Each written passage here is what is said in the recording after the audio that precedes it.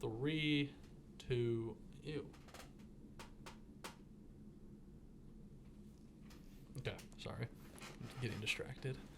Okay. Should include that in the intro. That's the cold open. That's it. All right.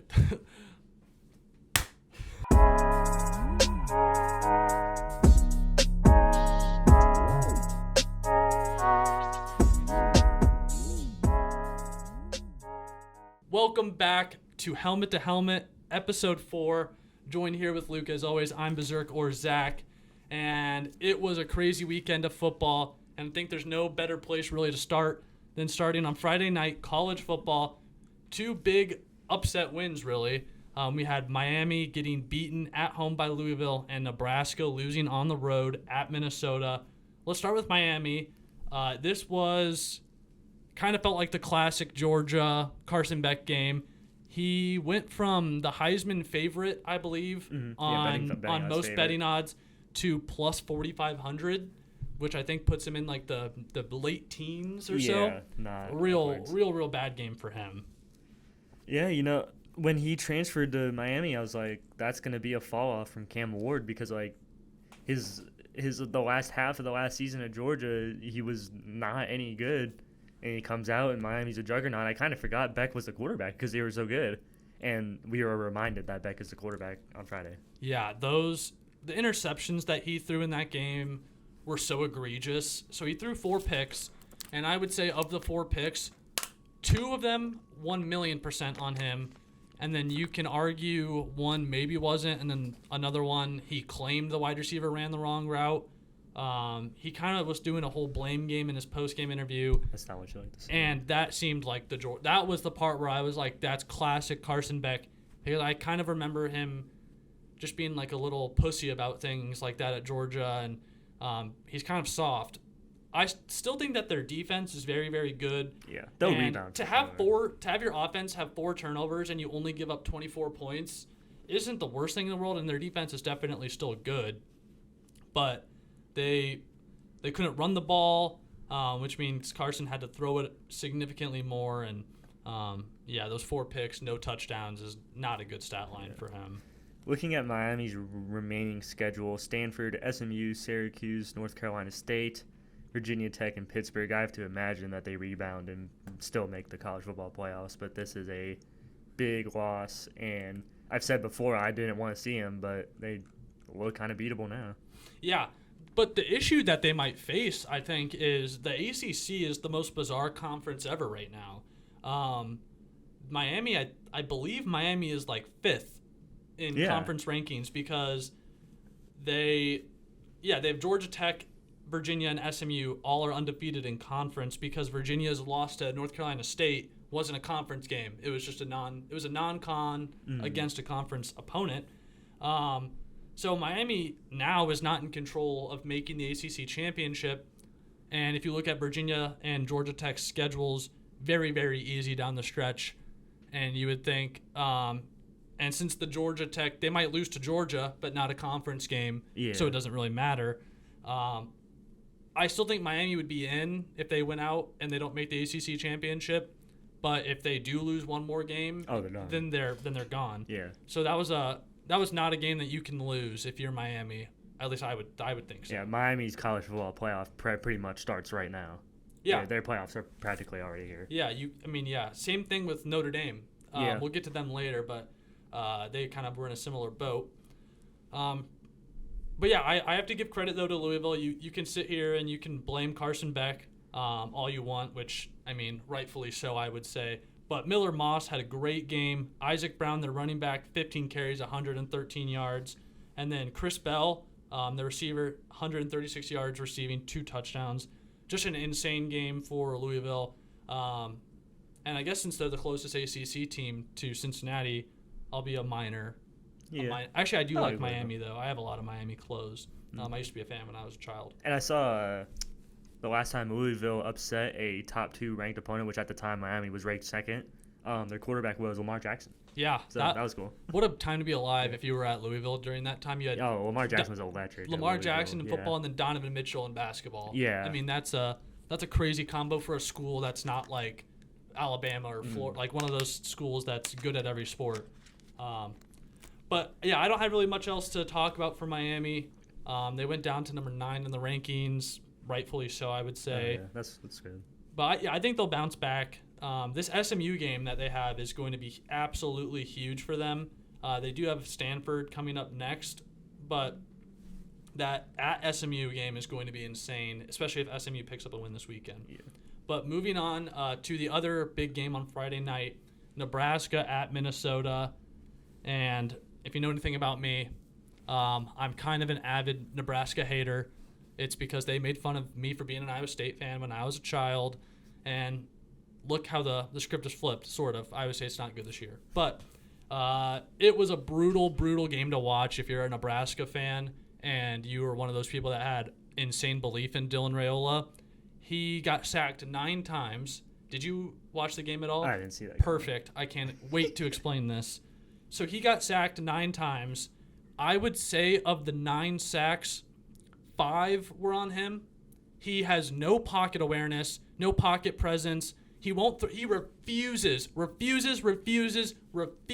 throw the ball away. There was the last sack that he had. Minnesota basically had only rushed 2 guys, and they got to him because he scrambled right in the pocket to a guy. His pocket awareness is horrible, and I think that there's a genuine question to be raised on if Dylan Raiola doesn't throw the ball away because he wants his completion percentage to be better. That's what a lot of the Nebraska fans are saying, and a lot of the Nebraska fans I've seen are trying to blame it on the O-line, which sure, the O-line's not good, and their right tackle gets beat almost every single play. But 2 rushers, you can't get sacked. But, yeah, when you have 3 there was 2 rushers, and then a third guy came in a little later. But it was not good. Their offense looked horrible. Their defense actually played okay, and I just don't know where you would go if you're Nebraska. A lot of them were calling for the backup to get in. They couldn't run the ball. Emmett Johnson, their running back, is from Minnesota, and he had a whole tour this week about, I'm going home to play Minnesota. They didn't recruit me, blah, blah, blah. And, yeah, I see why. Well, if you look at the stat sheet, Minnesota's running back Darius Taylor rushed for 148 yards with a long of 71 and a touchdown. So maybe Minnesota got it right there. Sorry, Emmett. I actually feel bad that you have to play on this Nebraska team because you seem like a nice guy. But it's just kind of funny to laugh at Nebraska in this moment. I have no excuses for them. Yeah, I used to be a little mad because that's former Ohio State commit Dylan Raiola, and that's what he was like, a big 5-star recruit. He's Mini Mahomes. He's gonna be the next big thing. And then he went to Georgia. He flipped to Georgia and then flipped to Nebraska, and now he sucks. So yeah, thank you. I'll take Julian Sane.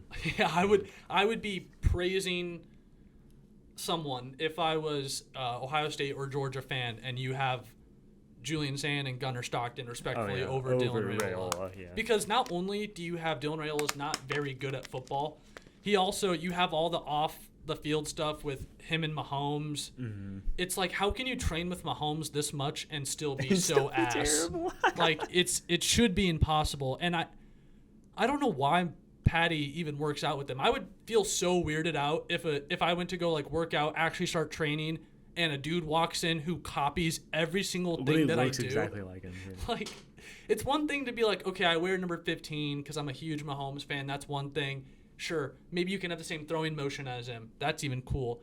But the hair, the walk, the pregame warm up that he does, it's exactly like Mahomes. And clearly, it's not working. Oh yeah, it's not working. So Dylan, you're not gonna see this, but I hope you see it. Stop. Get some help. It's like an Incredible following around Mr. Incredible. That's exactly what it's like. I'm Incredible. And another very, very funny part about this game is the whole entire week leading up, they had Matt Rule getting leaked as the favorite to be the next Penn State coach. Yeah, and so he might not even be there. Everyone's like, he did a great job this week of denying everything but still addressing it. And I'm sure that he'll say it wasn't a factor, but it's hard to not think that was at least somewhat of a factor of the game, that him going to Penn State And I'm sure if you're a Penn State hater, you're probably wishing for Matt Rule to get that job. I just don't think he's that good of a coach. If I were him, I'd be looking at Temple, go back home to Temple or Baylor. But Baylor, they probably won't even take him. I think Baylor likes their coach. Yeah, rough times for Nebraska. I mean, I guess you could still say that they can turn their season around. If they were to somehow win out, they would probably make the playoff because they'd have wins over USC and UCLA and Iowa. But it is genuinely going to be a struggle for them to make a bowl game. I saw a crazy stat that was like when Nebraska has 5 wins under Matt Rule, they're like 1-11.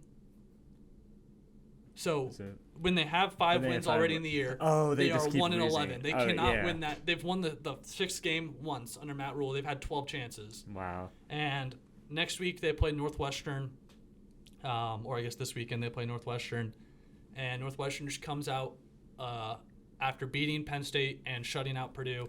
Not going to be an easy game for Nebraska. They're not going to be any easy games down the stretch. Can actually punch back. It's crazy. And they play UCLA and USC. I don't give them much of a chance in either of those games, looking at how it is right now. Brutal for Nebraska. Sucks to suck. PJ Fleck owns you. All right, let's move on. I'll stop bashing Nebraska. We can move on to Saturday morning, and we can start bashing the Badgers. So, Ohio State, I'll let you take over this game. I won't say much because I didn't watch this game, because why would I watch this game? And it felt – the only take I really had from it, from watching a few highlights, was it felt like Ohio State could have scored 60, and also Carnell Tate is absolutely insane. That's my only 2 points for this game, and Luke Fickell should get fired. Yeah, it kind of sucks because Jeremiah Smith has 0 chance at winning the Heisman because he's getting doubled and tripled by every team, rightfully so.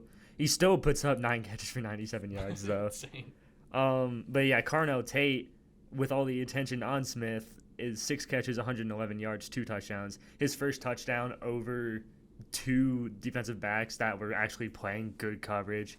I think the announcer literally said, that means he's just better. Like that. Yeah, paraphrasing. That's what the announcer said. They pulled off his helmet. It looked so cool. Yeah. So the only reason you would watch this game if you are an Ohio State fan. Everyone knew what was coming. Badgers are no good. Yeah, it's kind of sad.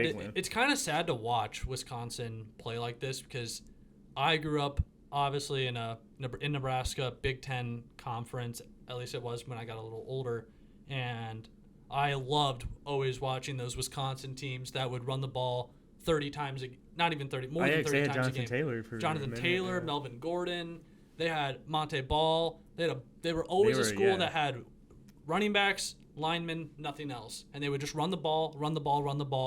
It was actually kind of entertaining to watch, and they went away from their ways, and they have a long way back. Yeah, Ohio State outgains them in everything: in time of possession, first downs, total yards. It wasn't even everything. It's not even close. It wasn't even a game, basically. Let's move on to the other Big Ten school that is shocking the country, the Indiana Hoosiers, who. Lots of news with them over the week.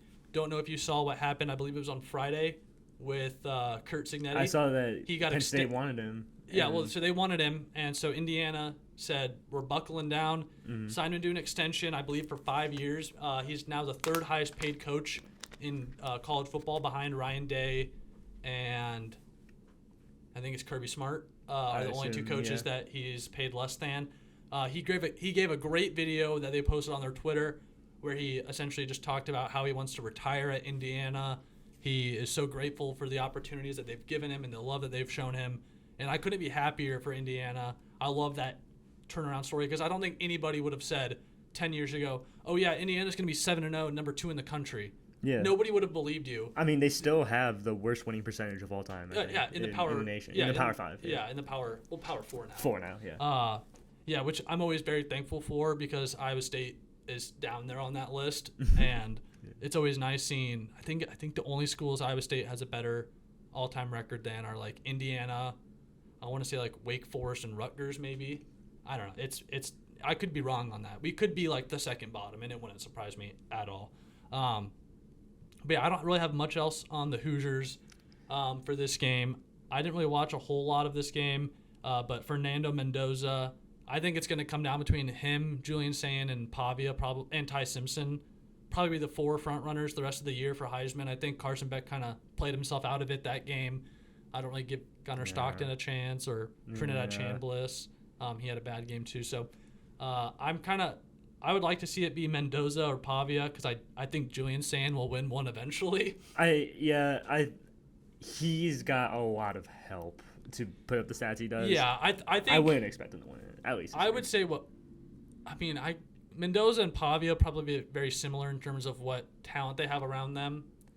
I think Vanderbilt's O-line is way better than Indiana's, so I would give him a little bit more credit in that. But Mendoza he's a beast. He's so good. He's so much fun to watch too. He's been a guy that's climbed up the old draft stock. Yeah. With Mateer and Sellers, and they're watching out for Mendoza too. It could be future Cleveland Brown. Yeah, it's kind of as like Drew Aller fell. Yeah. He kind of rose.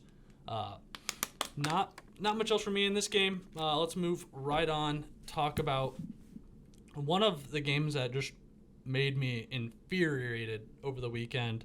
That was Georgia Ole Miss at Georgia. I really was drinking the Ole Miss Kool-Aid. I know they had a bad game against Washington State, and some people might be like, "Oh, it was a sign that they were going to lose to Georgia." I thought it was just a weird one-off game where you're way more focused on Georgia than you are on Washington State. And probably it looked like for the first half that it was going to be a great game for Ole Miss. They were up 1 at half. To end the third quarter, they were up 35-26, I believe. And then Georgia scores 17 unanswered points in the fourth quarter. Ole Miss somehow, they don't even get a point up in the fourth quarter, and that's what gets them the loss in this one. Tough for Lane Kiffin. Yeah, I can't lie. I kind of wanted Ole Miss to lose because I want everybody to have a loss besides Ohio State to kind of seal our 1 seed, which Miami also lost, so that's very helpful. It just comes down to Indiana. Don't sleep on Navy. All right.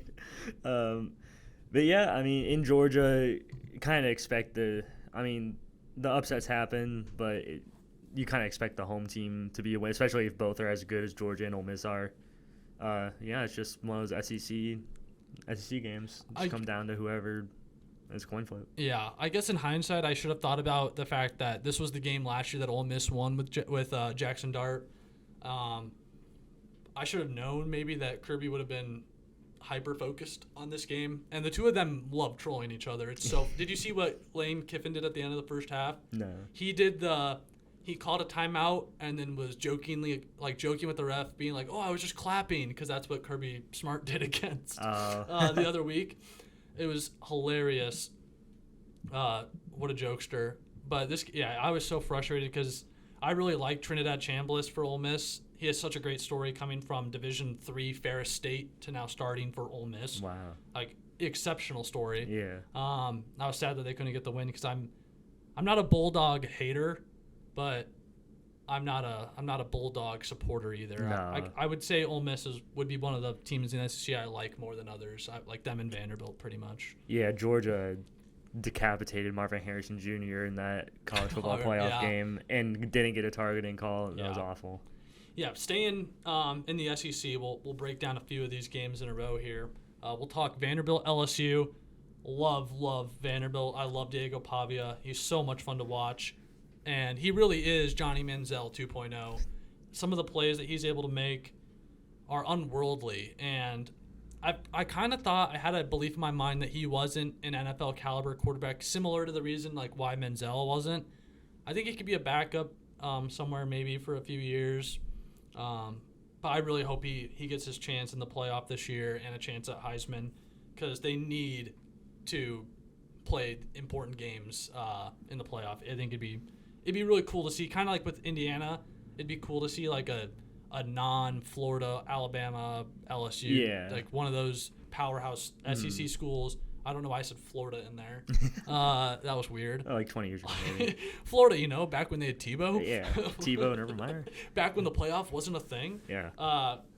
But yeah, I think the Brian Kelly experiment should be over at LSU. Yeah, their offense has taken a nosedive since the beginning of the year, and they're probably out of the playoff race by And now. Nuss looks hurt. Like he gets banged up a lot, and every time that they would be punting, when he'd walk off the field after a third down, Garrett Nussmeier would just looked like he was in immense amounts of pain. Yeah, that should probably get checked out. Yeah, it was weird. I kind of felt bad watching him because I would hate to play for Brian Kelly. He's so weird, and I just don't think he's a good person either. Like, he kind of has a little bit of a temper tantrum, acts like a little baby when he doesn't get his way. He got a student killed at Notre Dame. Yeah, or when like the media aren't super nice to him and he has to answer real questions. He's like, "Oh, but you guys are so mean to me. Who cares about this and who cares about that?" So, I'm always kind of happy for LSU's downfall. Because I think it's just funny how they were able to win a national championship with Ed Orgeron, and they can't do anything with Brian Kelly. Yeah, he's a serial, can't win the big game coach. Mm-hmm. He's essentially like a Sarkisian or a James Franklin. Yeah. Which I have something on James Franklin that I'll say later, but he had a wild weekend. But yeah, I don't really have much else on this Vanderbilt game. Do you have much else on it? Nah, Pavia is looking good. They're top 10 now. They're probably a playoff contender. Yeah, definitely. Yeah, I would put them up with Georgia and Bama and Ole Miss. I think those four are kind of and A&M. I think A&M's the best team in the conference. Which I won't spend a whole lot of time on A&M. I'll just quickly mention that they let me down. I took them on the Berserk bets -7.5. They only eked out a win by 3, and it kind of looked like they were gonna lose. It kind of scared me a lot. It was very nerve-wracking watching that game, and I'm sure the Aggies felt very similarly. I don't have really much else on that game. No, I didn't even watch it. Marcel Reed's a beast. Their defense just is not that good, but their offense is amazing. Let's move on. Last game I think that we'll talk about in the SEC. Actually, maybe Alabama, Tennessee. Alabama gets a 17-point win. This game was kind of closer than it seemed like, though. The pick six to end the first half for Tennessee, a 99-yard pick six. Yeah. You can't have that happen.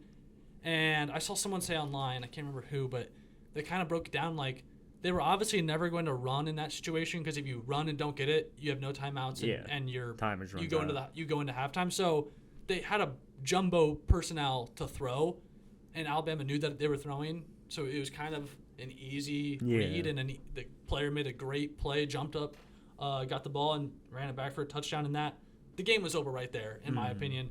You can't have that happen. Complete dynamic change in that game, and that's what gives Alabama the win here. Ty Simpson, like I said earlier, one of the favorites I think for Heisman. Well, not I think, he is one of the favorites for Heisman.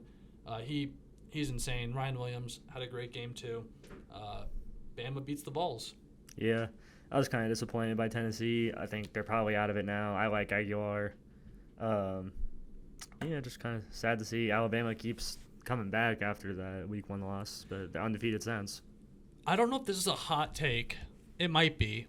I don't think Tennessee is good, at all. I have not. The only game I've watched from them this year where I've been like, oh, they're kind of good, was the Georgia game, and they lost. Yeah, they did end up losing. I know that Aguilar he's not horrible, but this team just doesn't move the needle for me. They have a 7-point win. Their only 2 conference wins are a 3-point win over Arkansas and a 7-point win over Mississippi State, which I know Texas A&M just beat Arkansas by 3, so it's kind of hypocritical for me to say. But Tennessee doesn't have the Notre Dame win that A&M has. Yeah, I think it's kind of just Aguilar and friends. I don't think Tennessee has a lot around him to help him out. Yeah, I don't know what the line is going to be for this Tennessee-Kentucky game, but I would be very, very tempted to take Kentucky. Luckily, Tennessee has kind of an easier schedule in the SEC. They do end their season with Vanderbilt, and I think they're going to get killed in that game. I give them absolutely zero chance. Yeah. The reason why I said a couple other SEC games, they were all the SEC games were kind of nuts this weekend. I know that we're not an SEC podcast. We're a Big 12, Big 10 podcast. Fuck the SEC. But anyways, Texas suck. They're not good. They are terrible, making Ohio State's resume look like trash. Yeah, they actually are. Yeah. Like, Ohio State definitely was like, oh, we beat Texas. Like, that's We it. beat Texas. We're Like, the number one team in the nation. We don't need to play anyone else because we already beat Texas. We beat the Heisman favorite, the number one preseason ranked team. Manning, yeah. And they are so bad. They're Having terrible. to beat the worst team in your conference In overtime by 3 is awful. Arch is not good. And I would be curious what their record would be if Quinn Ewers was still there. Could be different. I don't imagine that they beat Ohio State anyways. With or without him, they don't beat Ohio State. Ohio State's way better than them. Oh, but okay. that Florida game, they probably win with Quinn Ewers. And looking at some of Arch's high school tape now makes it look really bad. Oh, I've seen that. Yeah, he's playing against like JV kids. Yeah, he's playing against like dudes who don't even look like they know how to play football. Yeah. I think that there was a reason last year why Arch didn't play. Oh yeah, for sure. Because Quinn Ewers is kind of falling off a little bit. Yeah, they and still he wouldn't put had Arch in. injuries. Like that's because Arch did play those 2 games, right? He Yeah. started 2 games last year, like Louisiana Monroe and someone else. Mm. And I think there was a reason, definitely, why Sark did not choose to start him for the rest of the year. He definitely knew that Quinn Ewers was better by a long shot, I would imagine. And yeah, Texas is they're in trouble. They're in trouble.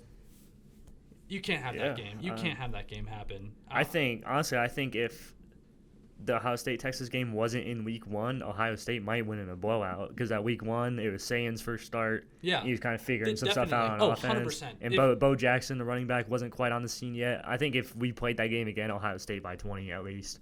Yeah, I would definitely agree with you on that. I'm usually one of those people that hates saying, because Iowa fans always say to Iowa State fans, like, oh, we would beat you in mid-season, so whatever. But that is a case where I think a freshman quarterback playing his first game is definitely the reason why that game's close. Yeah. I think if there's no doubt that they would win that game by 30 now. Yeah. Maybe not 30, but they would win by 20. Yeah, because the Texas defense is still pretty good. Give them credit there, but yeah, their offense is terrible. Yeah. The only other SEC game that I wanted to mention was Auburn and Missouri. And the only reason I want to bring it up is because Hugh Freeze, if he's not fired this week, Auburn doesn't care about football. No. They don't care about being competitive. Terrible. Missouri is not even that good. They're good. They're going to be like fringe miss the playoffs. They're going to be like one of the first 3 teams out of the playoffs. Because I say that they could beat Vanderbilt this weekend and my thoughts on them would completely shift. Yeah. I don't think they'll beat Vanderbilt because it's on the road. I wouldn't think so. And Vanderbilt's just playing lights out. But you look at Missouri's next 2 games, they play at Vanderbilt and at home against Texas A&M. I think those are 2 games they probably lose, and that probably puts them out easily of the playoff situation. Yeah. And I honestly don't think that they deserve to beat Kansas either because that game was very, very close. Trying to think if I have any other SEC games I want to talk about. I don't think so. One game I did want to mention, though, Virginia, which we have mentioned a little bit earlier in the show, they were playing at home against Washington State and won with a walk-off safety. What? They won with a walk-off safety. That's got to be the first time I've heard that. Walk-off safety. So I thought that the game was going into overtime because I was so confused. It said like on the ESPN app, like 2020, like, and it said 0-0 on the clock. And I was like, this me like, what if Virginia loses this game to Washington State? This could be very interesting. Because it'd be very funny if Virginia has 2 bad losses that are both non-conference, and they could still go to the ACC championship. Yeah. And then I checked back like 5 minutes later. I'm like, they won on a walk-off safety. Walk-off safety is crazy. Yeah, very, very odd. I just wanted to throw that out there. Another big topic I wanted to talk about was how bad I feel for the American Conference, the AAC. They had a chance for South Florida and Memphis this weekend upcoming to be a huge game, probably one that could even have like college game day at it if they weren't feeling some other games. But it'd be a huge national game with 2 teams essentially fighting for a playoff spot, because I would imagine that the winner of that game would have been, who the favorite for the G5 team to make the playoff. And UAB, with an interim head coach, to beat Memphis, awful. I feel so bad That's for awful. South Florida because I have to repent to South Florida after I bet on North Texas against them. So I'm repenting currently. So South Florida, I'm sorry that Memphis choked and that you can't have your national attention game like you deserve. Yeah, after South Florida beat Florida Atlantic by 35 points. Yeah, they did their job. Yeah. But I want to move into the best conference in the world, the Big 12, where the best team in the Big 12, Texas Tech, or as we thought, picked up their first loss of the season at Arizona State. And if you were watching this game, you may have turned it off in the third quarter and gone, oh, wow, Texas Tech is going to lose this game. And then if you watched the fourth quarter only, you'd be like, wow, how did Texas Tech not win this game? Very, very odd game, and indeed, for sure. Obviously, there's something to be said about Will Hammond playing at quarterback for Texas Tech. He's obviously not who they thought they were going to go into the season with. He had a few bad mistakes that ended up costing them this game. Sam Leavitt and Arizona State get a huge win that kind of rights the ship for them. They had been struggling a little bit this year. They threw the ball 47 times. 47 times Arizona State threw the ball, which is really funny playing against Texas Tech, who's historically like the most air raid team in the world. Yeah, Texas Tech. Very funny that you throw that many times against them, but very, very huge win for Arizona State. And if you're BYU, who had a big win against Utah, you have to absolutely love that Texas Tech lost that game, and you now sit top of the Big 12, only team undefeated in conference, still in the Big 12. BYU gets a massive win in the Holy War.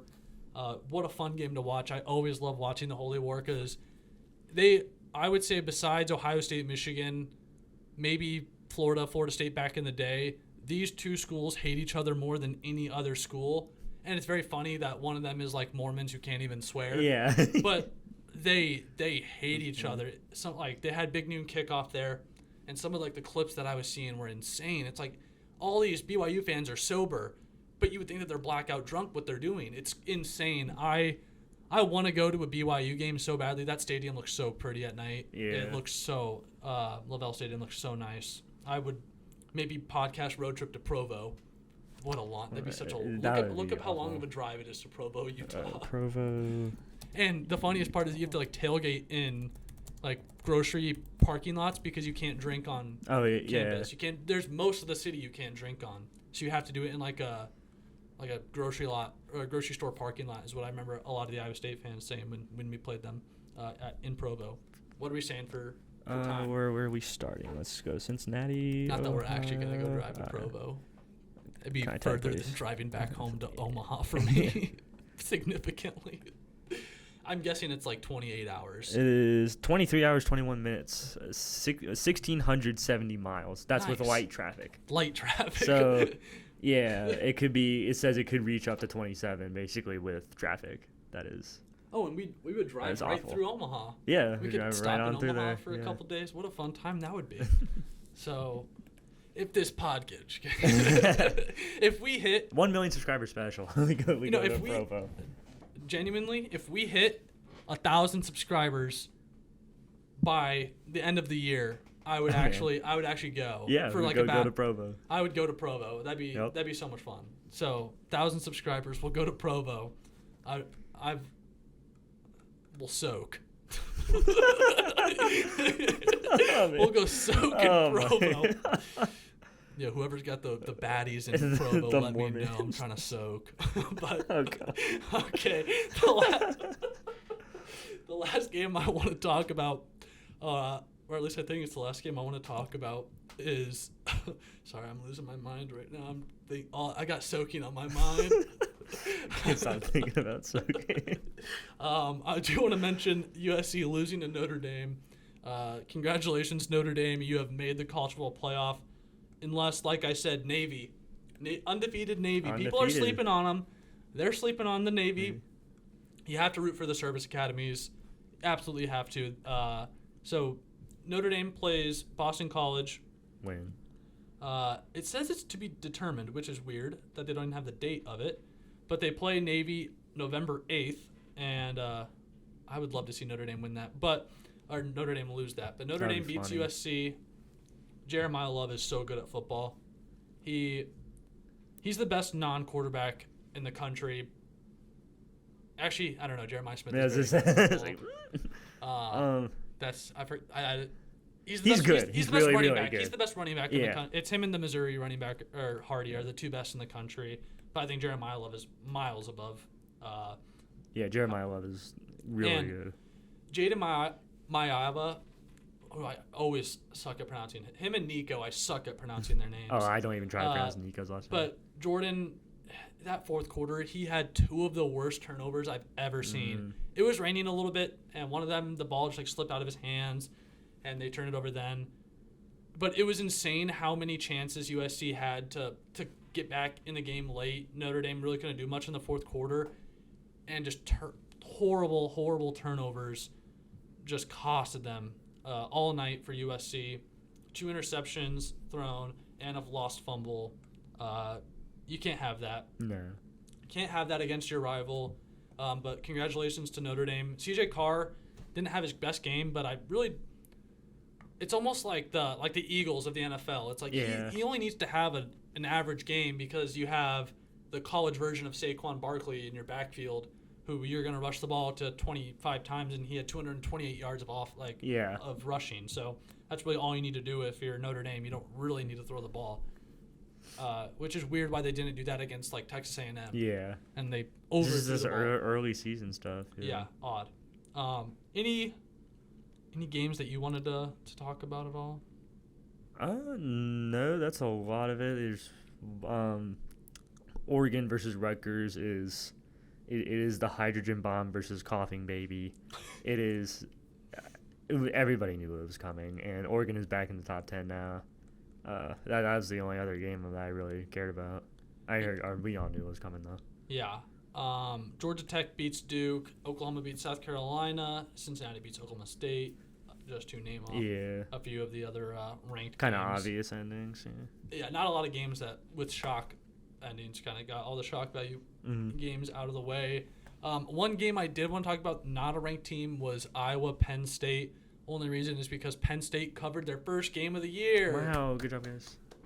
Penn State. Without James Franklin. Without Drew Aller. They covered their first game of the year. They were 3-point underdogs. Only lost by 2, I believe. And there was an Iowa. There's these 2 guys that have a podcast that are Iowa fans, and they said it was the biggest win in Iowa football, the Iowa football program of the last 4 years, which is just sad.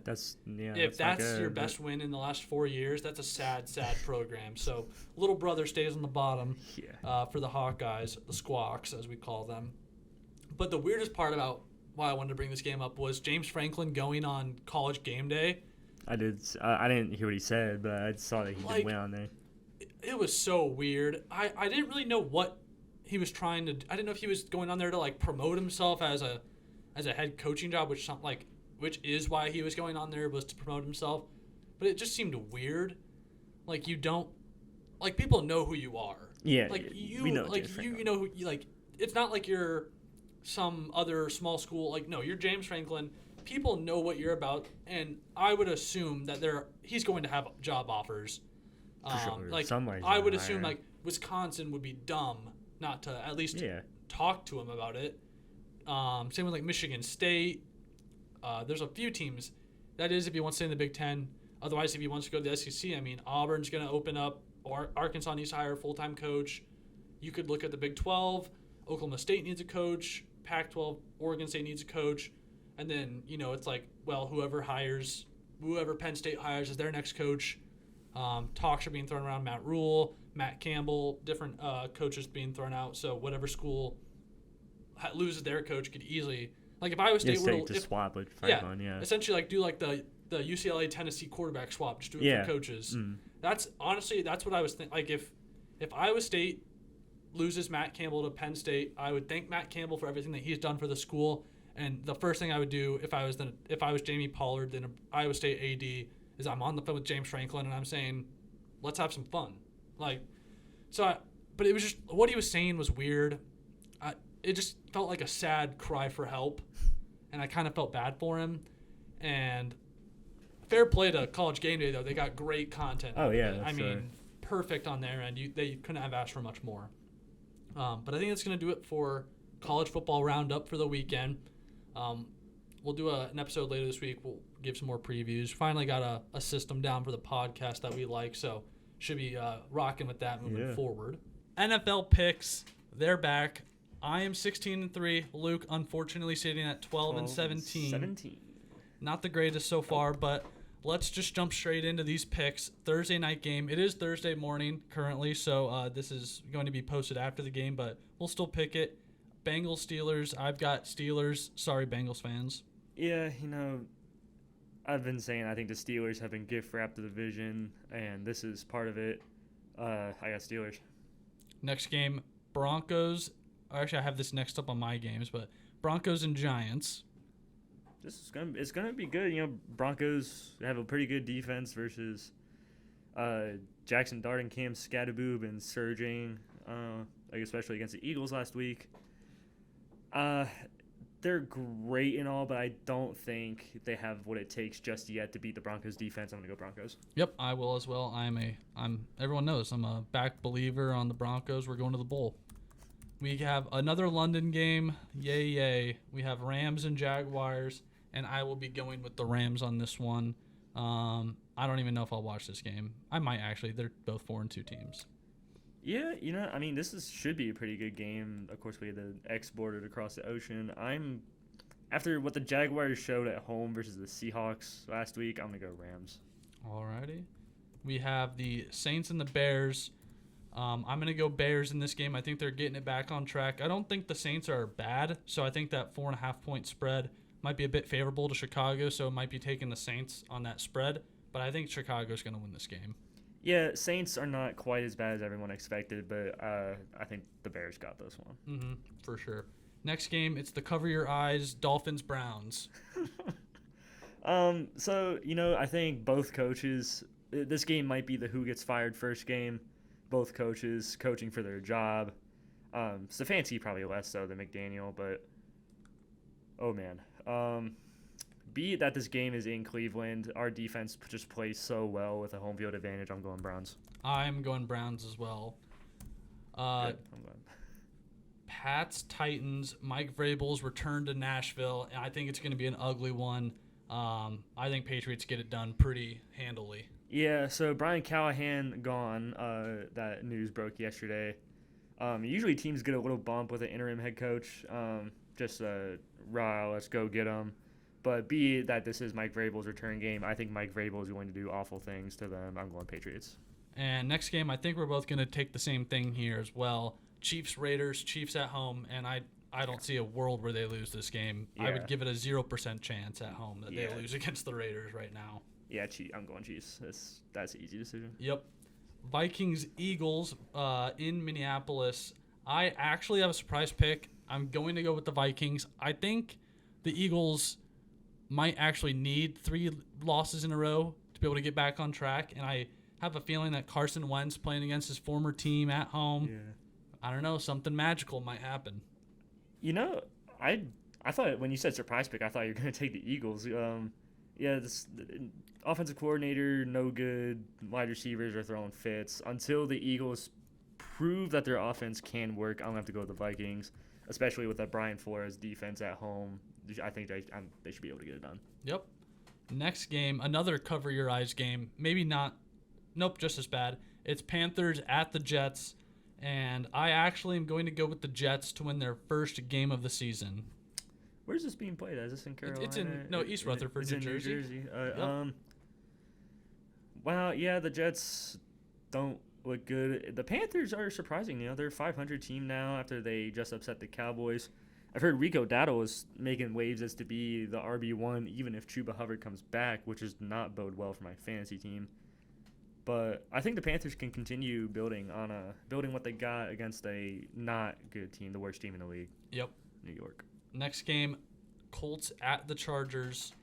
And I don't know why, but I feel like I'm being drawn to them. I'm going to take the Colts. I feel like I'm going to be wrong, and I'm going to look back on Monday and think I was stupid for taking this game, but I'm going to go with the Colts. I believe in them. Yeah, this is probably Colts versus Bolts game. Yeah, Colts Bulls. This is going to be one of the best games of the week. This is being played in SoFi in Chargers home game. Yeah, this is a tough game. Home game. Oh yeah, so both LA teams when they play at home. Colts do have a strong fan base despite not being any good the last few years. Yeah, this is tough. I think the Harbaugh defense is going to have at least a good game plan against Jonathan Taylor. I think I'm going to go Chargers. All right. The Commanders playing at the Cowboys. Another weird kind of game here where both teams, either team that loses this game is going to feel very different about their season than they did. Cowboys might have already been thinking that way, but I feel like if you win this game, you're 3-1. You feel pretty decent about yourself, especially with the Eagles not playing the greatest football, and this win was against a division rival. I kind of have a feeling that the Cowboys get it done at home. Yeah, in Jerry's World, AT&T Stadium. I don't know. The Commanders quite literally let the game slip away from them last week. 2 fumbles, an interception, 3 total turnovers against the Bears just to lose by 1. I have a feeling they're not going to be happy, and they're going to want to come out swinging against. I'm pretty sure the Cowboys are ranked literally the dead last worst defense. Yeah, they're league, the worst defense while having the number 1 offense. Yeah. I think, which is interesting. I think after being mad about last week, I think Commanders are going to be able to get it done. All right. Packers at the Cardinals. I have Packers. Not much thought into it. Yeah. Kyler Murray healthy or not. Jacoby Brissett even looked passable last week. But I actually think they have a higher chance of winning the game if Jacoby Brissett plays because he usually plays great in his first start. Yeah. Jacoby Brissett, Browns legend. I like him, but I'm taking Packers. Just better team. Yeah. We have Sunday night, Falcons at the 49ers, and I'm seeing dead bodies. I'm going 49ers. Oh, man. Well, Falcons with a upset that I did not expect. I picked the Bills last week. Their defense was able to shut down James Cook mostly, and Christian McCaffrey's kind of last man standing on that offense for the 49ers. 49ers also having lost Fred Warner. Their defense fell completely off right after that. It was noticeable in the game. I think I'm going to take Falcons. All right. Monday night, game 1, we have the Buccaneers at the Lions, and I am going to go with the Lions here. I think the Buccaneers' injuries might catch up to – not might. I think it will catch up to them on this game. They've been pulling out a lot of narrow victories with how hurt they've been, and I think against a veteran team like this Lions team, it just doesn't work. Yeah, the Lions suffering massive amounts of injuries in their secondary, the Buccaneers suffering massive amounts of injuries at their wide receivers. Ibuka going down is a killing blow for me, honestly. Because I think if it's just have Ibuka and then your guys like Ted Johnson and Sterling Shepard, you'd be good. But I'm going to go with the Lions. I think the Buccaneers are just too hurt right now. And the last game of the week, 10 p.m. kickoff on the East Coast. Oh, man. We have Texans at the Seahawks. I'm going to ride with the Iowa State receivers. I'm going Texans. Really? Okay. I think the Texans looked very good beating up on injured Baltimore team. Not even really injured. Their defense just terrible. But I am scared of one thing, though, and that is the Mariners could make the World Series, and the city of Seattle might just have too much energy to lose this game. So I'm still going to go Texans, but if the Mariners are already in the World Series by this game, I might, in my head, switch my pick, but not actually. Texans have had a great defense all year coming off a bye. But we haven't really seen anything from this Texans offense except when they're playing against the current iteration of the Ravens in Seattle. And Seattle's offense has just been cooking. I'm going with Seattle. All right. Well, that is going to do it here for NFL picks. We'll check back in on Monday and review the picks from there, see if Luke can finally catch up to me. Doubt so. We made a lot of different picks, so we did. Wins. This week is actually the first week that I've not been leaving the studio going, wow, we just picked all the same teams. Minus the Bears Commanders game, but this week definitely switching it up. So we'll see if he can catch up. He needs four games up on me to tie. So we'll go from there. All right, NFL results from the weekend. We'll start with Thursday night. Bengals Steelers. First off, I just want to apologize to all the Bengals fans. I was wrong. I didn't really think Joe Flacco would move the needle enough. I definitely thought it would help, but I did not. I guess I should have known that Joe Flacco just loves to chuck the ball. So that equals very, very well with Jamar Chase and T. Higgins. So I should have really thought better about that. But I did not expect it to go to the level that he had it, where I did not expect 350 yards, 3 touchdowns. I never would have seen that coming in a million years. But congratulations to Flacco. And the one thing I do want to say about Flacco, though, is everybody's kind of like gives him like this, oh, like look at Flacco, man, like he's old but he's still doing it. So inspirational. I guarantee, like he's probably in the locker room, like he wants to compete. Like he just loves to compete. I love that about Flacco. You can't play until you're 40 if you don't want to compete. I made a bold claim. I texted my friend this. I said, before Flacco went to the Browns, I would have probably given him a 1% chance to make the Hall of Fame. Maybe. Yeah. Pretty much a 0% chance. I think his time with the Jets kind of tanked that. A little. But I said, after his miracle playoff run with the Browns, and if he's able to get a miracle playoff run out of this Bengals team, I think that jumps his percentage from 1% to like 30. Because those are two improbable situations that you somehow pull a miracle out of. Like, this Bengals team has no O-line, and their defense is real, real bad. And if he's able to, with essentially only, if him and Jamar Chase and T. Higgins, the three of them are able to go to the playoffs, I want Flacco in the Hall of Fame. Oh, you remember Burrow's coming back like mid to late December, so he'll still have a couple games. But Flacco has to keep them in a position to where... Yeah, sure. Because I would assume if the Bengals are out of playoff contention by the time Burrow's back, they're not going to play Burrow. Yeah, why would you...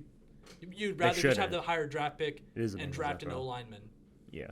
But I think Flacco can... They're definitely in a good situation because of how bad the AFC North is. No offense. It's definitely the worst division probably in football, right? At least. I would say probably in football, yeah. It's probably the worst. I think record-wise, it probably is the worst, too. Only one winning team. I'm trying to get... Well... the AFC East is not good either because of how bad the Dolphins and Jets are. Bills and Patriots are carrying that team. They're the two worst teams in the league, in my opinion. But, I'm sorry, Bengals fans. I have nothing else. Yeah, so first thing walking into work, living in Cincinnati, being a Browns fan, was, how about Joe Flacco? And and this makes me happy to say because they played the Steelers, who I despise much more than the Bengals, is that the Bengals have a terrible O-line, at least bottom 3 in the league. And the Steelers' defense was garbage, and it makes me so happy. I genuinely thought T.J. Watt wasn't playing. Yeah, and T.J. Watt was terrible, and it actually makes me like unhealthily happy how bad T.J. Watt was in this game. He had like 2 pressures all night. I think he did end up with a sack that probably got gifted to him. Like all of his sacks just get gifted to him. Yeah. All like 100 plus that he has in his career, all fake. But it's crazy what happens whether it was the Steelers defense playing bad or the Bengals O-line actually locked in, when he's not getting crushed in a single second and he has real NFL talent wide receivers, what he can do. Because it wasn't all his fault in Cleveland. Our O-line was probably just like this much better than the Bengals, like 1 or 2% better than the Bengals. And we have Jerry Jeudy, who actually caught a pass this week. I was shocked. But yeah, when Flacco was around, Tillman only played a couple games before getting hurt. He's probably our best wide receiver. And if you're an optimist, Bond is just a rookie and he needs more time. But Jerry Jeudy is terrible. So, wait, did you just jump? I got lost. Did you just jump straight from the Browns game?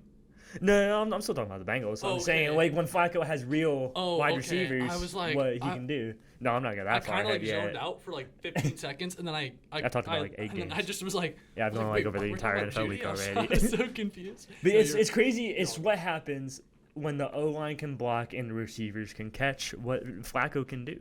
Yeah. But he's not going to get that in Cleveland, so I don't even care. I don't think we got a 5th-round pick out of anybody else. I think that's why it was interdivisional, because we get a division tax. We got a slightly better pick. even if it is still just the 5th round. Probably better than what we would have gotten. I just think it's going to be very, very bad if the Bengals beat the Browns the next time and Flacco. Oh, that's in plays. Week 18 though. So, so it'd be Burrow potentially. And the Browns will probably be tanking by then anyway, if we're not already. Yeah. If we're not already I mean, but that's the worst part about the Browns is their division is so bad to where they could still make the playoffs. If we play like we did yesterday, the rest of the time, which I mean is not going to happen, You played the Dolphins. Yeah. Come on. Not to bash on you, but no, I mean we're not going to be in contention this defense year. Is amazing. I think that's why the Browns are kind of the kings of the trash heap because we actually have a defense. Our offense is just terrible. Yeah, it's an insane defense for sure. We can jump to that game in a second, but first I think we should talk about the London game. What an awful game of football to watch from a casual point of view. Yeah. Obviously, if you're a Rams fan, you probably had the best day of your This life. is with no Puka. Yeah, with no Puka. Essentially, he just said, "Oh, I have all these tight ends that are really good. Yeah. I'll just only throw it to big them." white guys. Matt Stafford, he broke the record, I believe, for most passing touchdowns in a game overseas. Probably. He had an insane game. The one thing I'm happy about was it was such a blowout to where I could turn it off in like the fourth quarter. I was like, okay, this game's over. I'm not watching this game anymore, and I was able to, do other things that morning, which was nice. Gave me a little break before the morning slate. Mm-hmm. I don't really know what to think of this Jaguars team. I kind of go back and forth on, they could definitely compete in the AFC South too. Do I think that they're better than the Colts and Texans? Not anymore. I just don't believe in Trevor Lawrence enough. I don't think he's a long-term, like a 10-year plus quarterback that you would keep in one team, like a Mahomes or something like that. And they've already gotten him like a big contract, but I think that might have been a mistake. Already re-signed, yeah. So Travis Hunter's good though. Yeah, Travis Hunter, a little breakout game, 100 yards, touchdown. Finally got his first touchdown of the year. Big game for He's some him. good snaps on defense too. Yeah. Had a big pass breakup on Devontae Adams. Big pass breakup. Which Not is that it mattered. Devontae Adams had a good game too. He had 2 touchdowns. I think, in Puka's absence. Yeah. Yep. Yeah. Crazy how the Rams didn't they only travel to London like the night before? Yeah. It was the day of. I think it was the night before. Yeah. The night before, and they practiced all week on a baseball field in Baltimore. Yeah. On the Orioles field. It's weird. And that's why I ended up betting the Jaguars Sunday morning because I realized that in our picks, which we've already thrown in at the beginning of this somewhere, I picked the Rams, but then I bet the Jaguars because I was like, oh, wait, I'm dumb. The Jags are going to win this game because the Jags always play in London every year. Yeah. This was weird. Was this the first time that an NFL team had their own logo in the overseas game as the center logo? Maybe. I felt like usually I'm it's not always sure. the NFL shield. Yeah. But it was the Jags logo. Because it's like a neutral site, but the fact that it was the Jaguars, that made it. That's why I think that they did it. I think they were playing into the joke. Yeah. But I don't have a whole lot else from this game. Kyron Williams let me down in fantasy, but. Browns owned the Jags' first round pick, and they started 4-1. I was like, great, we're gonna have a really high first round draft or really low first round draft pick. I think now they're 4-3. So I think it'll be. Yeah. I expect might be the in Jags the late to. Teens. Yeah, I would expect them to miss the playoffs. So I would imagine it to be one of those first few teams it's to miss the playoffs. Carnell Tate, hopefully. And we pick a lineman with our pick. Speaking of the Browns, we can get into their game. Browns win 31-6 over the Miami Dolphins in what will probably be known as the oh my god, we have Mike McDaniel and Tua still game. Yeah, Mike McDaniel and Mike McDaniel's not out the door yet. The Browns made a scientific discovery that it is in fact legal to score more than 18 points in a game. They can do that, largely thanks to Quinshon Judkins is the real deal. He's awesome. He had 3 touchdowns. Defense showed out. I knew playing at home, our defense gets so much better at home. They showed out. They had 3 picks, including a recent addition, Tyson Campbell, pick 6, traded for Greg Newsom in like a 5th or something. He played good. Myles Garrett got back on the board after a few weeks of kind of being quiet. It was just domination, and now it's against the Dolphins. We kind of could have beat the Dolphins anyway, but there's also like 50 mile per hour winds, or it was terrible weather. And I'm so glad that, because I had a bad feeling Stefanski was gonna make Dylan Gabriel throw like 50 times despite the weather. But he didn't. Let's see real quick. Dylan Gabriel, 18 pass attempts. 18 times. They just pounded the rock. Judkins, 25 for 84, 3 touchdowns. Dylan Gabriel had 4 yards. rushing attempts. Yeah, only 3.3 average sounds kind of wrong. Yeah, if you looked at the box score, like at the yards, you'd be like, oh, It's kind of inefficient.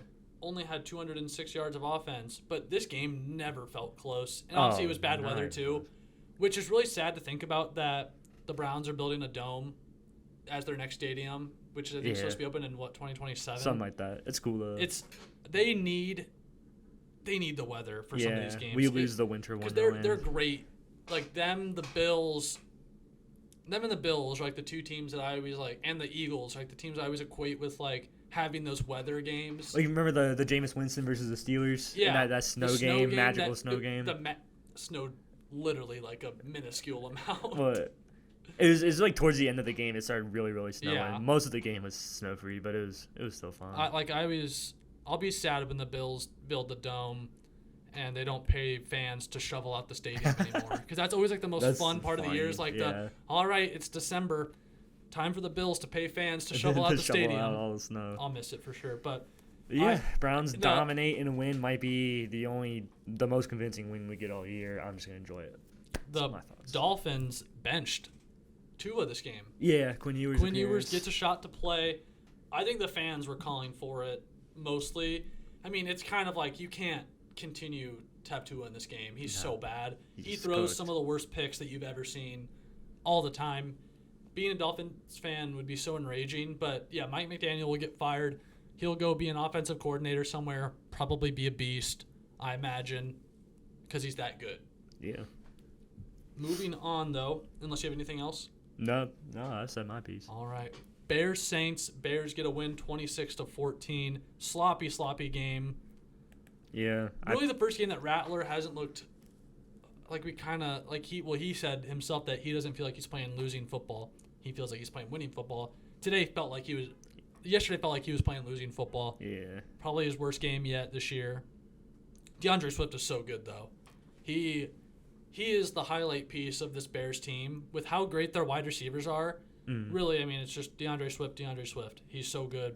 Yeah, Ben Johnson's really figuring some stuff out over there in Chicago with their offense. This is just probably one of the most predictable games. Oh, yeah, for sure. What a complete contrast between the two coordinators of the Lions, like current seasons, Aaron Glenn and Ben Johnson. Oh, yeah. Like the difference between the Jets and Bears like seasons right now are it's so stark, the comparisons are so like wide. I would obviously much rather be in the Bears with Ben Johnson. I don't really have much else on this game. I didn't watch this game because why would I watch the I Bears? had Red Zone Saints? on, Yeah, it was. I saw highlights and clips every once in a while. Patriots Titans, the Mike Vrabel revenge game.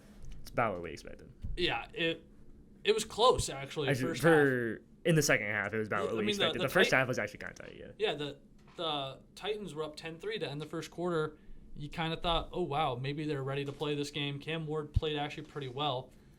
But over time, you kind of knew that the Patriots were not going to lose this game. And they had so much fun with all of it after the game. Oh, yeah. They had Mike Vrabel did like his locker room breakdown, and Drake May like stopped it. And he essentially was like, Coach, we love having you. It's, thank you for being our coach, and we love you so much kind of thing. Like, I can't believe that Tennessee got rid of Vrabel. Struggle. The fans didn't want him to get fired. The fans knew that it was we don't have a quarterback problem. The front office did not see it that way, and they're going to be really kicking themselves when Vrabel makes the playoffs this year because the Patriots are on that track. Yeah, when you get 4 games out of your season that are the Jets and Dolphins are 4 of your games, and you've already beat the Bills once. Yeah. Look at their schedule. Their next. I think they had one of the easiest schedules in the league. Yeah, they have the easiest strength of schedule. Yeah. Their their next 5 games are home against the Browns and Falcons, then at the Bucks, which is an actual game, and then home against the Jets, at Bengals.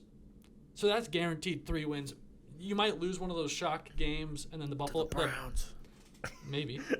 Probably not. Probably not. Patriots usually beat us up. But I would imagine that the Bucks game is close, and I would imagine that maybe one of the Falcons, Bengals, or Browns game is as close, and they could lose it. But guaranteed 3 wins. You're not losing to the Jets. Oh at yeah, home. for sure. Yeah. The Jets might go winless.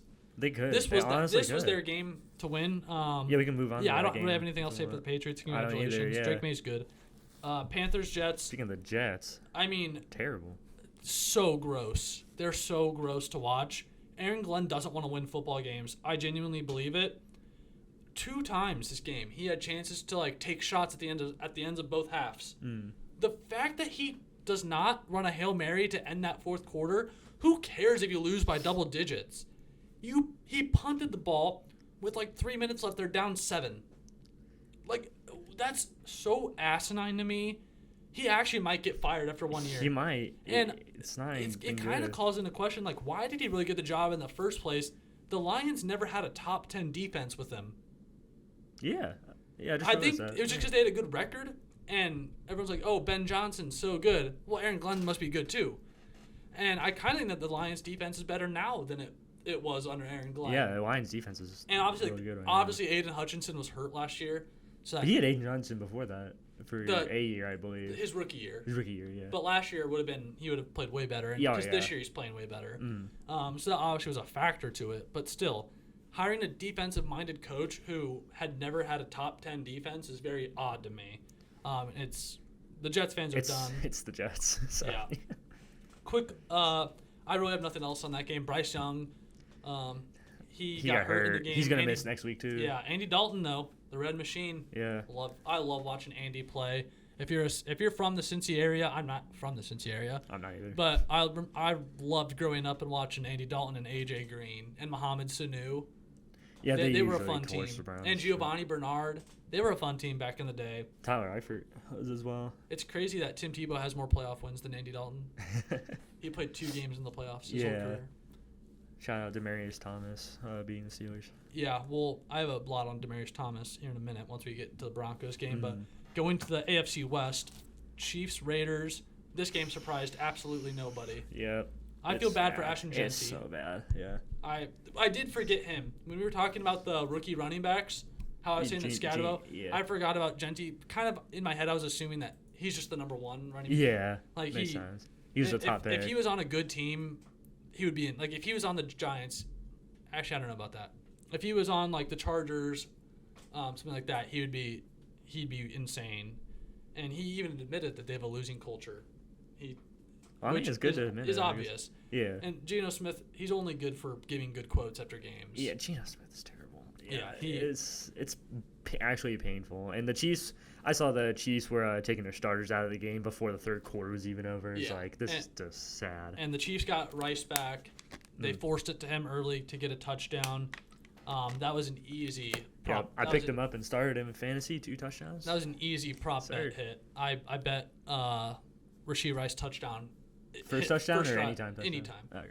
Because I knew he was going to get one. Yeah. I knew with how bad the Raiders were that he was guaranteed to get one. A lot of Chiefs were going to get. He was going to get passed. And Travis Kelce has another good game. We talked about him last week. 3 receptions for 54 yards. He's really having a good season. So I do like seeing that. He's an Ohio guy, so I will support him. Yeah. Since he grabbed. So congratulations to Travis there, having another good game. We'll move on, though, to Minnesota, where they took on the Eagles. This one, I mean, it kind of hurts to watch Carson Wentz play sometimes. I thought he actually got killed by Jalen Carter on one of those hits. It was really, really bad. Yeah, I picked the Vikings. I think the Vikings could have won this game if you removed what Carson Wentz did in the first quarter. In the first quarter, it was just Carson Wentz meltdown, pick 6, another interception, I believe it was in the first quarter. But after that, the Vikings actually played pretty well. Yeah. This was probably Jalen Hurts' best game in the regular season of his career, maybe. I mean, he goes 19 for 23 with 326 yards.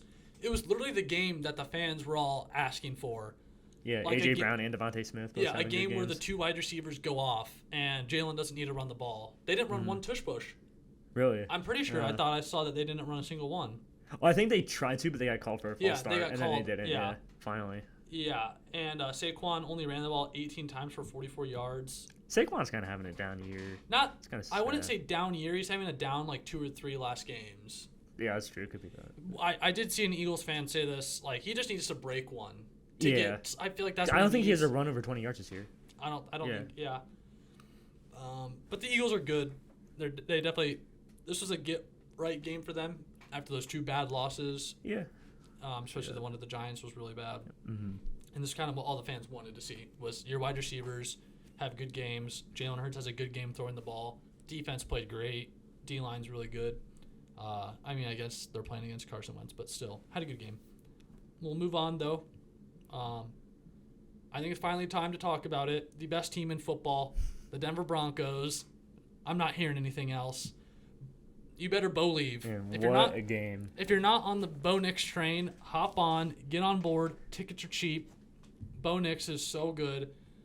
Not actually like so good, like he's not like a top 5 quarterback in the league, but there's just like a team of destiny vibe. They're not actually a team of destiny because it's kind of the same team as last year where their defense keeps them in every game and they just need like late comebacks or small The small defense victory. kind of got gashed though early. Yeah, It's like 19-0 at yeah, one point. it was 26 to 9 at one point in the fourth quarter with like 5.5 minutes left, and the Broncos due to some miracle plays, I will admit. Bo Nix on one of the touchdowns, it was to Cortland. Cortland tipped it, and then Troy Franklin ran behind him and caught it. And then on another one, the very last drive of the game, where we end up getting the game-winning field goal by Will Lutz, Bo Nix throws like a 40-yard pass downfield. It's intended for Cortland Sutton. He overthrows Cortland, and Marvin Mims happens to be sitting behind him and caught the ball. Wow. So 2 Just very luck. lucky plays. Yeah. But I'll take it because of how much the refs tried to screw the Broncos out of this game. That last drive that the Giants had, there was 3 different plays where the refs got a call wrong. They had a 4th down in like 19 that they didn't even review on if he got the yard to gain. It was, in my mind, it looked like it was very, very close. They didn't review it. They just gave it to him. Then they have a Riley Moss pass interference in the end zone. That one was awful. I don't know what else Riley Moss is supposed to do. Like that's what you're coached to do. And that was the worst. That was the most egregious of the 3. The third one was Dart's touchdown, which I actually was okay that they called it a touchdown when they did because they didn't run off enough time, which is why the Broncos ended up having enough time to get downfield and get a field goal. Sorry if I just spit on you. No. I thought that's what you were wiping your face. No. I got that's getting like excited over here, allergies. passionate about my Broncos right now. As we said last week, I'm officially Broncos are my favorite football team, and as opposed to Iowa State. So I'm all over. I'm sniffing lines of Bocaine, as some people are saying. Bo Nix, I've had my issues with Bo Nix just in fantasy football because I started him in one of my leagues, it's a 2 starting quarterback league. So you just have 2 starting quarterbacks, and I drafted 4. I drafted Bo Nix, Jared Goff, Jordan Love, and Sam Darnold. And I started Bo Nix because they were facing the Titans. I was like, oh, the Titans are terrible. He had like, I think he had like 8 points or something. It was terrible, and I bench him. And then I come back to him last week when they play the Jets. I'm like, oh, the Jets are terrible. Bo Nix will do good. He had like 15. So I was like, okay, I'm done with you, Bo Nix. I'm trying to trade him away. No one wants to respond to my trades. He's on my bench, and he scores 41 points. He's a beast. Can't doubt Bo. Yep. Yeah, I'm having my issues with him. But big win for the Broncos in real life, so. Yeah, I'm very, very... I'm still going to win the game, too, Donovan, so. Oh, well, then you're fine. Yeah, that's fine. I'm very, very happy with this Broncos team. Today or yesterday, they unveiled the Demaryius Thomas plaque next to Peyton Manning's, and they did a whole ceremony for him before the game. It was very, very emotional. I actually got emotional watching a lot of the clips online from like Emmanuel Sanders talking about him, and like seeing other people cry makes me a little not to be like a soft like little boy, but like seeing like the guys tear up about him because Demaryius Thomas, I think for most Broncos fans my age range would be like their favorite player. Would be him or Von Miller would probably be 99% of people's favorite players. Mine would be C.J. Anderson, but besides the point.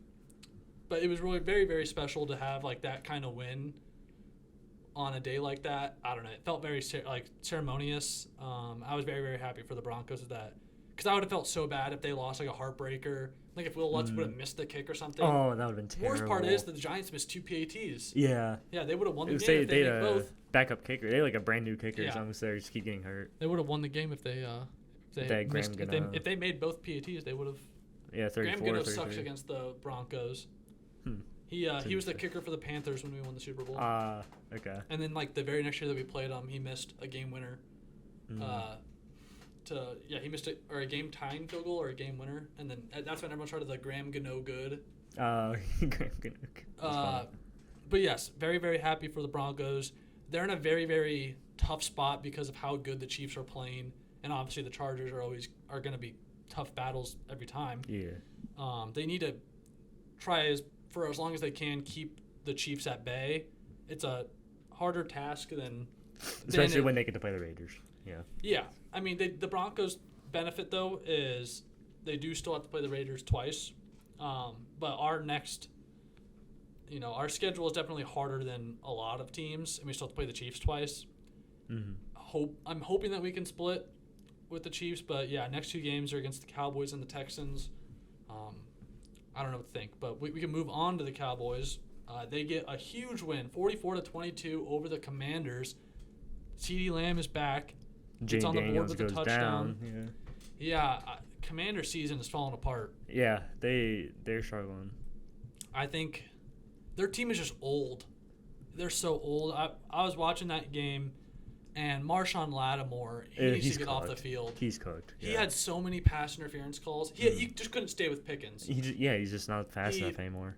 I mean, it's kind of a fall from grace because I remember Saints Marshawn Lattimore just being an absolute island out there, and he always would get in fights. Fights with Mike Evans. The Mike Evans rivalry is so funny. Oh, it was so much fun to watch. And then now it's, I think the Commanders are the oldest team in the league. Probably. I mean, you got Zach Ertz, Marshawn Lattimore, Bobby Wagner, Debo Samuel, Terry McLaurin's almost 30. Their line is old too. From what I recall. I believe so. Yeah. Yeah, but other than like Bill and Jaden, their team is old, and even Terry seems young. But he's almost 30. Yeah. I think Terry's probably in like year 8. And he was drafted in 2019. I know that. Oh, so I thought he was older than that. Well, I think in age-wise, I think he was drafted might have been drafted when he was like 22 or 23 then, because I think he's 29 or 30. He is 30. Yeah. Born in 1995. So, yeah, I mean, even he's not like a young pup anymore. Yeah, and he's not even playing. And him and Debo didn't play, so it's kind of obvious that the Commanders were going to lose this game, in my opinion. I thought they could do more against the Cowboys defense, though, because they're like when Luke McCaffrey is your wide receiver 1. No offense to Luke McCaffrey, I actually think he's like a good wide receiver, but he's not a wide receiver 1. No, not any means. And it was way too much. Obviously, way too much for the Commanders to handle. Commanders defense got torched as well. I had a buddy who went to the game, and he was like stunned. He was like, I did not see this coming. He felt very confident they were going to win, but I don't think any Cowboys fan with how the season had gone so far thought that you could even win a game by 20 points. Yeah. I don't think many fans thought that was possible. But yeah, so congratulations. And Dak kind of keeps this MVP caliber season going. Yeah. He is having, I would say, a top 5 year out of any player in the league. If they can get this record, start riding the ship on their record, he could very well put himself in that. Yeah, he'll very well put himself in that conversation. And someone else who needs to be talked about for MVP, Danny Dimes. Put some respect on this man's name. Obviously, he wasn't the star of the show. It was Jonathan Taylor having 3 touchdowns. And Amir Abdullah, who I forgot was still in the NFL, rushed the ball twice yesterday. And I forgot that he was still in the league. But anyway, Daniel Jones takes the Colts to a 38-24 win over the Chargers. Chargers never in this game with their stupid-looking mustard jerseys. I hate those jerseys. Those jerseys are so ugly. They're so bad. They're so bad. They're so bad. And then the Chargers social media was like, made it sound like, oh, they're our Minions uniform. No one. They're terrible, is what they are. Yeah, they're not good. They're like the worst uniforms in the NFL. They're just almost as look bad as like disgusting. the Steelers Bumblebee Oh uniforms. gosh, yeah, the bees. Or like those, like the blue and yellow ones that the Jets used to wear. Yeah, those are like bad the Jets too. throwbacks, yeah. Those jerseys suck. And then the Colts, rightfully, because the Chargers, like I said, they tweeted something like about it being their minion uniforms. The Colts immediately tweeted after the game a picture of them as Gru from the Minions. Nice. Which, fair play to funny. them. The Chargers never felt like they were in this game. And even like late, they were down 17-38 going into the fourth quarter, and they had a drive that took like 8 minutes, it felt like, of game clock. And I just knew, I was sitting there just going, why the hell are they not, like, you got to move if you even want a chance to win this game. Yeah, you got to start moving. You got to move the ball. Like, who cares if Herbert he threw 55 times. He had an insane stat line, actually. 55 passing attempts, 37 completions, 420 yards, 3 touchdowns. Oh, wow. Empty stats. Two picks. Yeah, but empty stats, though. But that's still a crazy amount of passing yards, 420. But, Colts get a huge win. They continue this season, and with the Jaguars losing and the Texans having a hard game tonight, they could really separate themselves in the AFC South, which is turning into, like, the best division in the AFC. Very, very weird. Yeah, Chargers have 0 running game. Their top 2 running backs are out, of course, but Kamani Vidal, who had a big game last week, had 9 rushes for 20 yards. Justin Herbert himself went 6 for 31 rushing. And then Hassan Haskins, Michigan alum, screw that guy, had 1 attempt for 3 yards. So 0 rushing to speak of. Chargers never even had a chance. Yeah, they never felt in that game. Packers, Cardinals, I was so heartbroken that the Cardinals did not win this game. Because I even said it when we did our picks. I don't know if it was sometime last episode, I mentioned that Jacoby Brissett's always due for like 1 win a year. And it was so close to being that game. And I'm a Packers hater because my family are Vikings fans. My sister and her husband are Vikings fans. My dad's a Vikings fan. So I was very much rooting for the Cardinals. I was so sad that they lost that game. Almost a conversation to be had on if Jacoby Brissett should start over Kyler Murray. But I think the Cardinals just need a hard reset on the quarterback. They got him locked in on a big contract. I know, it's just so like it's tough. But I don't think Kyler Murray's taking it anywhere. No, he hasn't even made the playoffs yet. Yeah, I think they just need more talent on the roster in general. I think Marvin Harrison hasn't turned out the way that they thought he would turn out. Trey McBride's really good. Trey McBride's awesome. He's a top Marvin three, Harrison probably a top Jr. 3 tight end in the league. Their defense sure. is not great either. They need Cardinals' talent defense is not influx good. on. They essentially need defense. Larry Fitzgerald. Yeah, They need Larry Fitzgerald, and then they need like Pat Peterson back on defense at corner. Yeah. I think Marvin Harrison Jr. is gonna be good if he needs to figure out his catching. Tackles. Yeah, he's got some stuff figured. But he's so talented. Every time that he gets touched, I feel like he goes down immediately. He's way too athletic and talented to be doing what he's doing. Though he can pick it up. I bet. I remember earlier in the year that there was a stat that he had not broke a tackle Not yet in the NFL. one. Yeah. Has he still in not the broke NFL? one? I don't know. I believe. I think he's more like a downfield guy anyway, so like he kind of gets it. But still, you need to break not have one. broke a tackle. Yeah. Is kind of insane. Yeah, he needs to pick it up. He's Yeah. tarnishing the OSU wide receivers right now. The Ohio State. Oh, he's propping up the LSU wide receivers. Yeah. Yeah. Brian Thomas is doing his best to bring down the LSU wide receivers, so evens out. Yeah, we can mention this for a second because there was a lot of discourse over the weekend about LSU versus Ohio State for who is wide receiver U, which is kind of like the most, I would say, out of any positions when you go like the whatever school U, other than like Iowa being tight end U, which I'll give them. Oh, that's for sure. I'll give. That's the only thing I will close. give. They used to be like offensive lineman U as well, kind of. They've lost that, but they are still tight end U. But other than that, it's kind of like the most, like I would say, genuinely competitive race between these two schools. Obviously, like Alabama's and Georgia are like every other position group, but I think you're absurd if before this season I think you could say it's LSU, but I think through through 7 weeks of the NFL, you can't say it's not Ohio State with how well Smith and Jigba's. He's the best wide receiver statistically. Yeah, just in the NFL, right not even now. Ohio State. Yeah. And then Egbuka, rookie, insane. It's if he didn't get hurt, would probably win would be on pace to win Rookie of the Year for sure. It's so many of the Ohio State wide receivers are stuck on these terrible teams. Yeah, Garrett Wilson is stuck on the Jets. Olave stuck on the Saints. Yeah. Even Marvin Harrison Jr. is on the stupid Cardinals. Like, yeah, that is. He's not helping himself, but the Cardinals aren't helping him either. I mean, Neighbors is hurt. Jefferson's on the Vikings. Chase is on the Bengals. So they're not in the best situations either. If Joe Burrow can stop getting hurt, Jamar Chase have the best situation. Yes. And Justin Jefferson, Kirk Cousins won Offensive Player of the Year with Kirk Cousins. Yeah. And did good with Darnold last year, but they just stuck him with McCarthy and Carson Wentz this year. I forgot to mention this too in the Vikings game. I think that they are still lying about McCarthy's injury. I don't think they want to play him.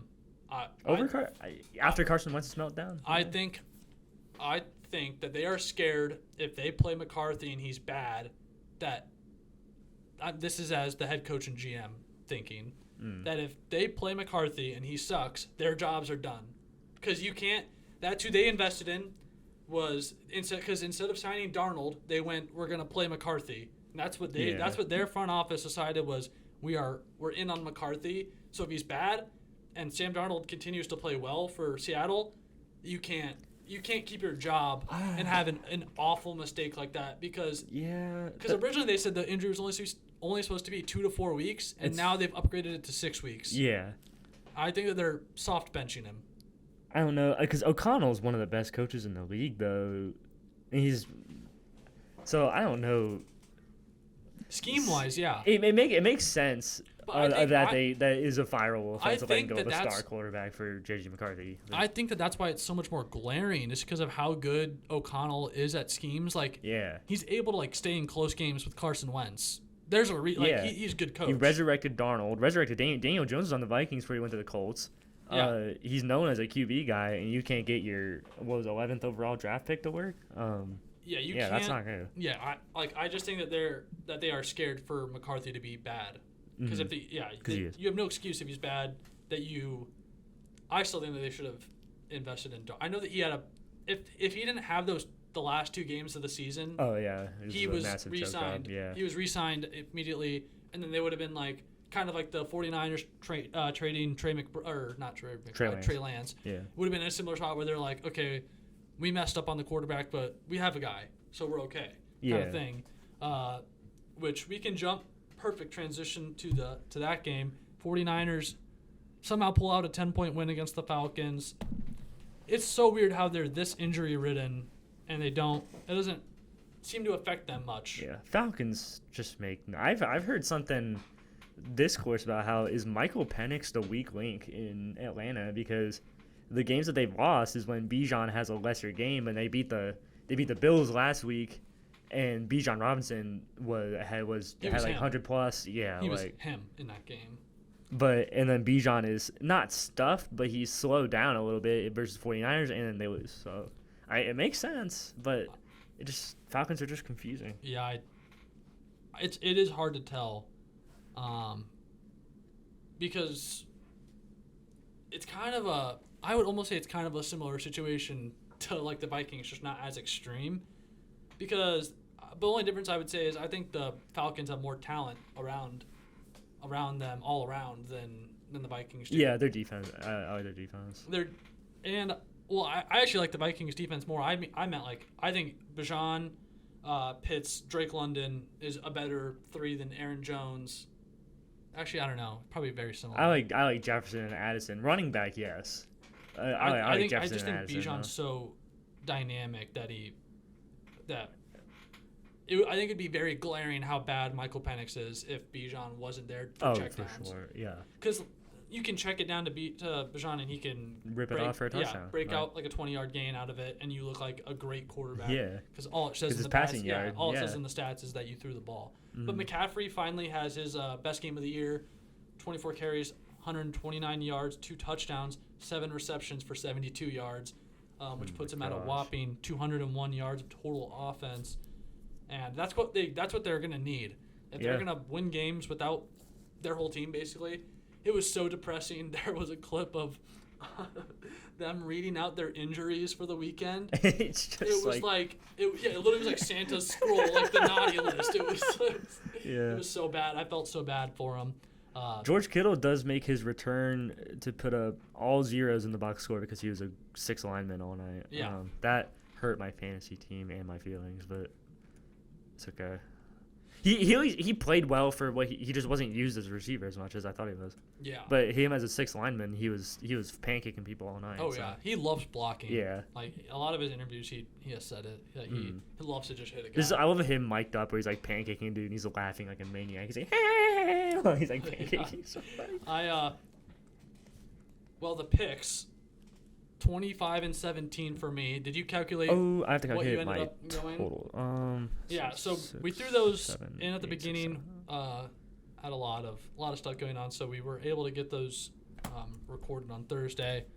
So please believe us that was recorded on Thursday. Anyways, still obviously have the Monday Night Football games to play. Texans and Seahawks, Bucks and Lions. But a good week for me. Now it puts me at 25-17, obviously still with the 2 games to play. I'm sure at somewhere in here that we've done the math wrong. Probably. Like I don't know how, but I just have like a sick feeling that we did the math wrong somewhere along the way. Yeah, that would really suck. But oh well. I mean, it's like, who cares? The thing that is a better record for me, the Berserk Bets, now 19-14, 2-0 on the Sicko committee. Lost Texas A&M game. Unfortunate. Oh, sorry, I didn't mean to just touch you there. But like I said, Louisiana Monroe, the Raging Cajuns were no match for Southern Miss. Have you calculated your score yet? Yes. So if I hit on the 2 Monday night games tonight, I will be 500. But right now I'm sitting at 20-22. Who do you have for the 2? I got Lions and Hawks. I think I took the Texans. I want to say. I just think Seahawks at home. Texans got to go across the country and play at 10 p.m. Eastern. I've got Lions Texans.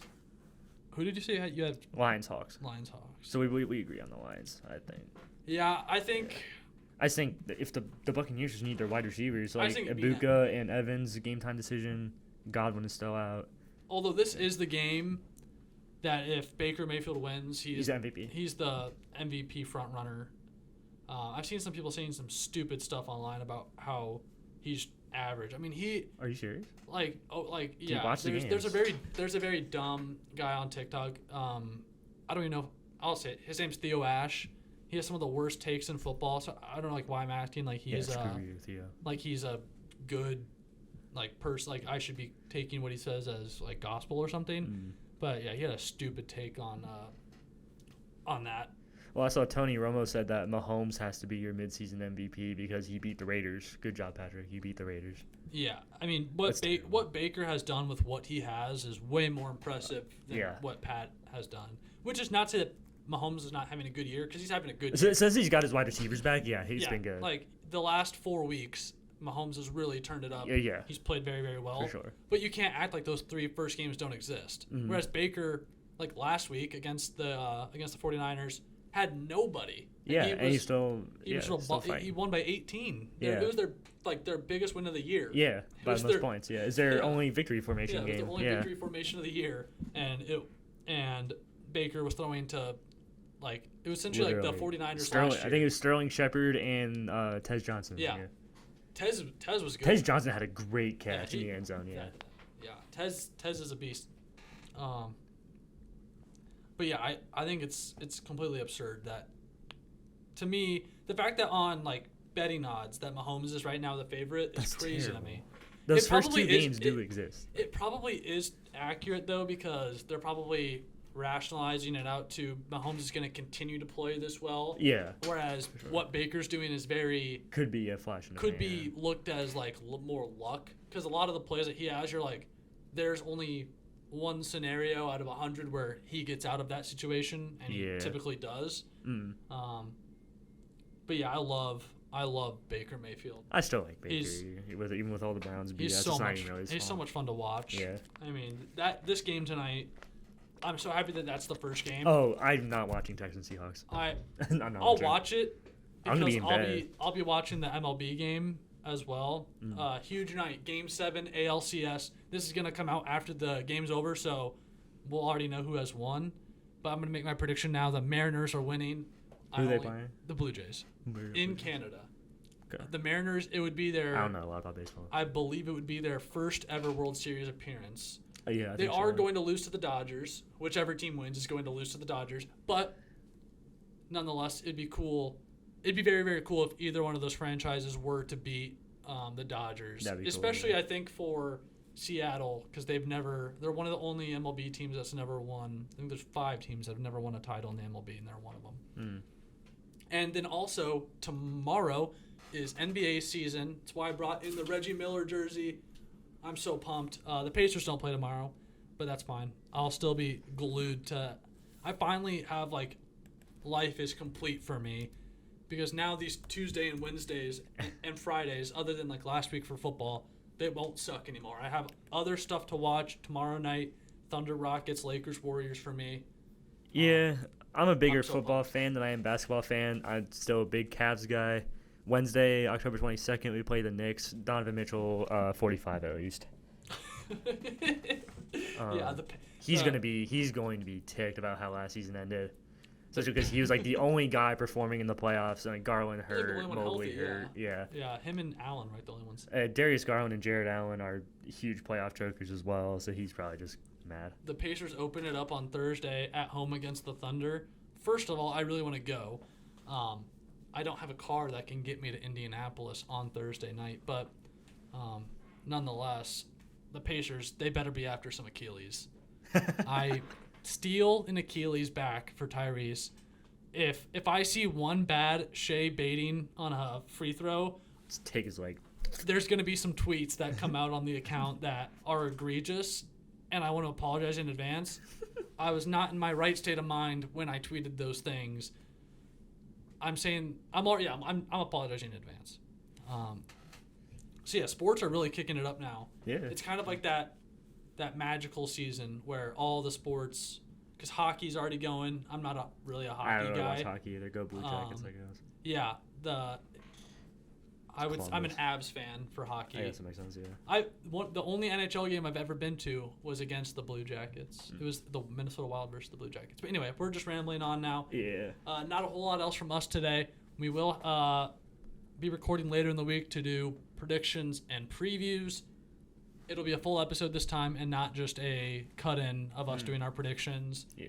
This time, we actually understand what we're all going to do this time. So we will see you guys later this week.